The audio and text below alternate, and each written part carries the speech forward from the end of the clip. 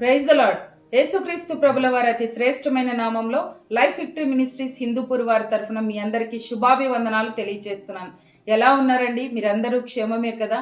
ఈరోజు ఉదయాన్నే లేచారా? ప్రార్థన చేసుకున్నారా? వాక్యం చదువుకున్నారా? దేవుడు మిమ్మల్ని అందరినీ దీవించి ఆశీర్వదించును గాక.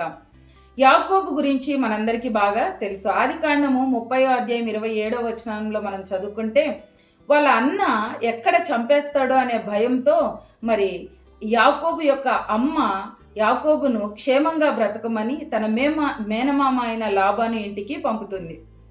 ఈరోజు ఎంతోమంది ప్రజలు బ్రతుకు తెరువు కోసమని, చదువుల కోసమని, ఉద్యోగాల కోసమని మరి తెలియని ప్రదేశాలకి, తెలియని ప్రజలతో కలిసి జీవిస్తూ ఉంటారు.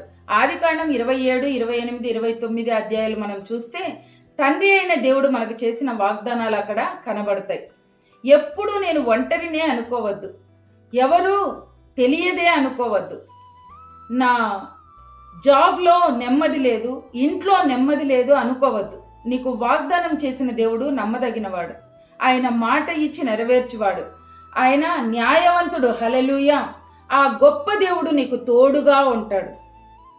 నేను ఈ జాబ్ ఒత్తిడిని తట్టుకోలేకపోతున్నాను, ఈ చదువులు నేను చదవలేకపోతున్నాను, మరి నా కుటుంబంతో సమాధానంగా నేను ఉండలేకపోతున్నాను, పరిస్థితులు నాకు అనుకూలంగా లేవు అని అనుకుంటున్నావేమో.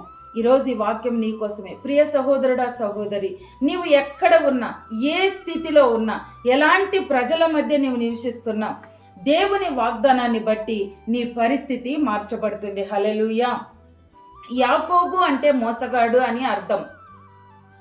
యాకోబు మామ అయిన లాబాను వివాహ విషయంలో అతన్ని మోసం చేశాడు. ఉద్యోగ విషయంలో 10 సార్లు జీతాన్ని మార్చాడు. కానీ దేవుడు వారి మధ్యలోనే గొప్పగా అతన్ని ఆశీర్వదించాడు. హల్లెలూయా.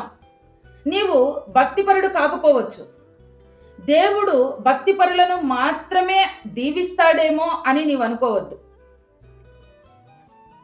ఆయన నామమును ఎరిగిన వాడివి కాబట్టి నిన్ను ఆశీర్వదిస్తాడు. యాకోబు నేను మోసగాడినని దేవుని దగ్గర ఒప్పుకున్నాడు, ఇజ్రాయేలుగా మార్చబడ్డాడు. నీలో దేవునికి ఆయాసకరమైంది ఏదైతే ఉందో వాటిని ఒప్పుకొని విడిచిపెట్టు. దేవుడు ఆ రోజు యాకోబును ఆశీర్వదించినట్లు ఈరోజు నిన్ను ఆశీర్వదిస్తాడు. హల్లెలూయా.